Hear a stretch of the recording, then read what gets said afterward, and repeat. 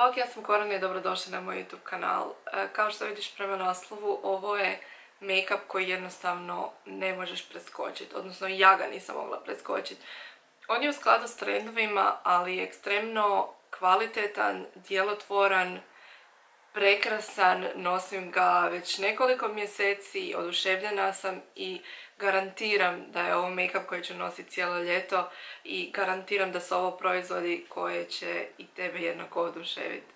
Tako da ako te interesiraju, nastavi gledati dalje, ali pritom pretplati se na moj YouTube kanal i označi zvonce da dobiješ notifikacije svaki put kad izađe novi video, a naravno dodaj me na mom Instagram accountu da se nastavimo družiti i kad nema nekakvog novog YouTube videa. Krećemo kategorijski i naravno prvo je baza za lice. Ono što je bitno preko ljeta je da lice ne zatrpavamo s nužno previše proizvoda, jer ne znači ako imamo hrpu stvari na licu da će taj make-up i trajati, već ga treba napraviti onako pametno i promišljeno. Iako za svaki dan ne nosim primer i ne biram ga, definitivno za nekakve situacije koje zahtijevaju bolji i postojaniji make-up ne možeš preskočiti primer tijekom ljeta, a one koje ja sugeriram je The Original Photo Finish od Smashboxa. Ovo je jedan legendaran primer koji je već dugo na tržištu, ali Smashbox je relativno nedavno došao u Hrvatsku, pa sam ja relativno nedavno probala ovaj proizvod. Ovaj primer koji ima zapravo fascinantnu, skoro uljastu teksturu, kad se nanese na lice, lijepo se da omasirati u cijelo lice, zaista ga zagladi, popuni pore, napravi savršenu bazu za nanošenje pudara i definitivno make-up traje, ono baš produži trajanje nevjerojatno. Pritom je nekomedogen i stvarno moram potvrditi da nikad mi izazvao nikakve probleme na licu. Zatim pudari. Iako su oni možda nebitan korak i ja ću definitivno zamijeniti puder za korektor u svakoj prilici kad to mogu napraviti. Najbolje korektore koje sam ikad probala možeš pogledat ovdje, da ih ne spominjemo jer ću opet navesti iste, nikakav novi nisam probala u međuvremenu. Međutim, puderi koji su nekako idealni za ljeto su ova dva. Prvo je Vichy Mineral Blend. Ako želim vrlo laganu pokrivnost, proizvod koji je neosjetljiv na licu, između ostalog fantastičan sastav, ima u sebi mineralnu vodu i mineralne pigmente, na njega lice ne reagira i zapravo je dosta dugotrajan s obzirom na to kakva je vodica. A s druge strane Mekov Face and Body Foundation, znači jedan klasik među puderima. On je za prirodno mat finish, ima također vrlo laganu pokrivnost, najbolje se nanosi tako da ga se stavi kapljice na ruke i umasira u lice čim postane ljepljivo, tako da taj nekakav dobar nadogradivi coverage. Ovo je favorit vizažista, ovo je jedan od mojih ljetnih favorita i zapravo između ova dva idem ovisno o tome kako mi je lice u tom trenutku i što želim postići. Ako želim ultimativno sjajan izgled i nenametljivu podlogu i ako znam da ću puder nositi dugo tijekom dana, biram mineralni puder čisto jer imam problematičnu kožu i ne želim da koža mi bude zaštopana.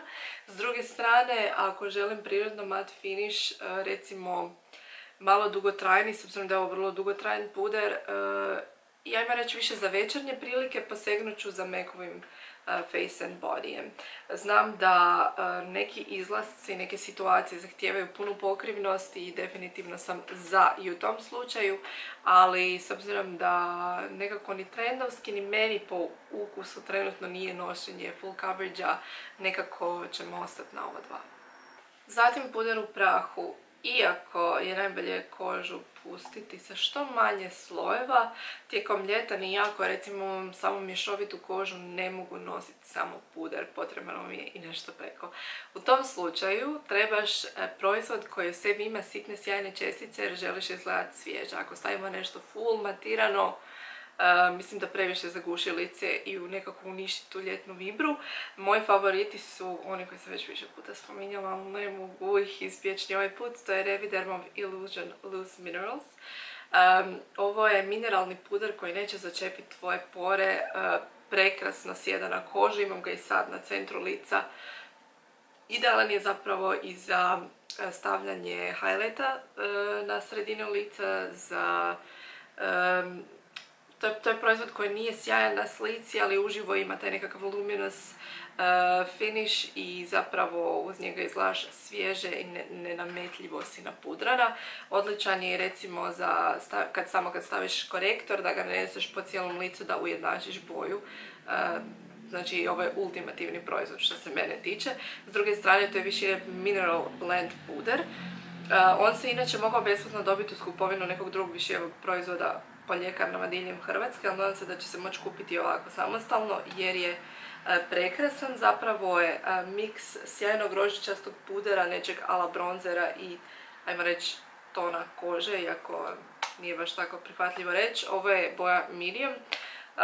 Zapravo najbolje ga je pomiješati i nanijeti po cijelom licu. Ponovno daje nekakav prekrasan ujednačeni ten sa laganim sjajem, izgleda vrlo prirodno, zapravo vrlo je sličan na Revidermu i mislim da mi se zato jako svidio. Revidermo mi je profinjeniji, finije mljeven i ljepši, tako da ga stavljam na centar lica, na ostatak lica definitivno Mineral Blend. I za kraj vodica za lice. Iako sam pobornik svakakvih vodica za lice, pa čak i onih običnih mineralnih vodica, fantastično je kad ih staviš u frižider.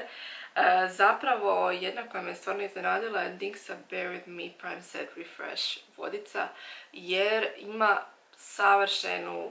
savršeni raspršivač, daje savršen lagani mist na licu, ne smoči ga, jedva je osjetiš, a zaista produžuje trajanje make-upa. Tako da nekad ću staviti samo najlakšu podlogu koju imam bez puno matiranja, bez primera, pošpricat se jednom s ovim i već vidim značajnu razliku u tom koliko mi make-up traje. Tako da je ovo nešto što je možda jedan od najključnijih proizvoda koji ću pokazati u ovom videu. Zaista, ako tražiš vodicu koja će ti dati taj prirodni finish koži, vodicu koja ti može biti primer, vodicu koja će ti zaključati make-up na licu, ali da neće onako čvrsto je držati, posušiti, već će biti totalno nenametljiva, definitivno trebaš ovo. Zatim nekakva više dekorativa za lice. Prvi proizvod koji želim pokazati je bronzer. Bronzer je napravio veliki comeback za ljeto 2019. Jedan od ključnih proizvoda koje moraš imati u kozmetičkoj torbici, zato što ga možeš nositi po cijelom licu. Fantastičan je samo na očima, fantastičan je za nekako kvazi konturiranje, za čisto bronzanje lica i definitivno preporučujem one koji imaju sjajne čestice u sebi, jer već kad dođeš na more i potamniš, ne trebaš imati još tamniji bronzer da bi naglasila lice, već trebaš nešto što će ti dati lagani sjaj i nekako oživiti tu tvoju boju. U tom slučaju California Beaming od NYX-a je genijalan proizvod. Od kad sam ga probala, obožavam ga. Ovo je nijansi The Golden One. On je zapravo moj idealan ton preplanulosti. Kad potamnim točno crnim u ovom podtonu, daje vrlo lagan i nenametljivi sjaj, doista kao da ti lice sjaje iznutra i velik je, praktičan je, znači prekrasan proizvod i ako želiš bronzer novi, molim te potraži ovaj odličan. Sljedeći na redu je rumenilo i rumenila su, ja mislim, dosta bitan proizvod ovo ljeto. Traži ona koja se super stapaju sa tvojim podtonom kože, koje se super stapaju s tim što si potamnila, koje se super stapaju sa bronzerom i nemoj se bojati spojiti ih sa robom oka, nanositi ih visoko, to je nešto što izgleda jako super trenutno. Doslovno proizvod koji ću koristiti cijelo ljeto i kojeg se nisam odvojila od kojeg sam ga probala je Million Dollar Baby od L'Oreala. Rumenilo koje u sebi ima sitne zlatne čestice, ali znači doslovno su jedva vidljive, ali daju razliku neku i na licu, djeluju glowy i prekrasno. Proizvod kao miriše na lubenicu, meni osobno smrdi, ali izgleda prelijepo i mislim da je baš idealna ljetna nijansa. Naravno, ni highlighter se ne smije preskočiti, a ove sezone nose se dva tipa highlightera. Ili nanosiš jedan koji je kao, ajmo reći, završni puder u prahu po cijelom licu koji daje decentan sjaj iznutra. Znači, nećeš ga stavljati specifično na liniju, nego ga nanosiš posvuda. Evo, ne znam koliko se vidi, ja sam ga nanijela i na centar čela, i na bradu, i na nos, po cijelom obrazu. Znači, doslovno kao da ti cijelo lice sjaje, ali ne onako masno, nego baš shiny and glowy. Ne znam kako bi se drugačije izrazila, zato koristim Natural Radiant Highlight, to je highlighter od Trendy Tapa, ovo je nijansa 020. Imam ga već neko vrijeme, zapravo mi ne paše kao onaj tipičan highlighter koji se stavlja u crti jer nije dovoljno jak, ali kad se u njega namoči recimo dobar veliki kabuki kist ili nešto tako i kada se doslovno razmaže po cijelom licu onak bam lagano vrlo, izgleda prekrasno, I zapravo tako nosim to već dosta i nisam našla nijedan proizvod koji je sličan njemu za tako dobar taj jednostavan glow koji se trenutno nosi. S druge strane, opcija broj 2 su kremasti i tekući highlighteri jer se najbolje stapaju s kožom i daju wet glow, znači ono kao da si izašla iz teretane, ali realno nikad ne izgledaš kao da si izašla iz teretane kad probaš fakeat to s highlighterom. Anyway, ovaj sve više, ja mislim, ne prodaje, ovo je od L'Oreala Glow More and More Highlighting Drops, ali htjela sam ga pokazati čisto kao referencu, znači proizvod koji je vrlo natrpan sa pigmentom, vrlo tekuć i treba biti dobar za nanošenje na kožu već i kad si kožu izmatirala, recimo ovaj je super i ne miče podlogu. Ovakav highlighter je dobar i za pomiješati sa dnevnom kremom, za pomiješati s proizvodom za sunčanje, za pomiješati sa puderom, tako da imaš all over glow ako već ne možeš naći neki proizvod, kao recimo ovaj koji sam malo prije pokazala, da dobiješ taj glow po cijelom licu, ali da je glow iznutra, a ne ono bam highlighter. I za kraj moram pokazati najposebniji proizvod ikad, a to je od Fenty Beauty-a Diamond Bomb. Ovo je nijansi How Many Carats, ujedno jedini iz Diamond Bomb kolekcije koji je izašao, ovo je jedina boja. Ovo je doslovno kao mokar glow koji u sebi ima sitne čestice. Na slikama i na kameri izgleda kao da si se smočila na tom mjestu gdje si ga stavila. Svako sjenilo može pretvoriti u vizualno mokro sjenilo, fascinantan je, a zapravo je finish totalno puderasti. Odličan je kad se u maloj količini nanese na mjesta gdje želiš inače nanijeti highlighter ili recimo za zasjajiti dodatno highlighter, potapkati još ono malo po vrhu. Zato ga imam toliko puno i mislim da ću ga jako dugo trošiti jer malo ga treba za maksimalan efekt. Svi oni ludi Instagram lukovi spise koji imaju jarka sjenila zapravo zahtijevaju i trepavice, ali ne nužno umjetne trepavice, tako da je dosta imati dobru maskaru. Kad kažem dobru maskaru, ne mora biti vodootporna, već treba biti neka koja je vrlo otporna, a ja imam dvije koje su mi favoriti. Prva je Benefitova Roller Lash koju nosim doslovno svaki dan, a druga je Vinyl Couture od Yves Saint Laurenta. Jedna i druga imaju super četkicu koja lijepo uvija trepavice, daje dodatan volumen i dužinu, rade na gustoći, a finish im je vrlo crni, što je meni osobno vrlo bitno.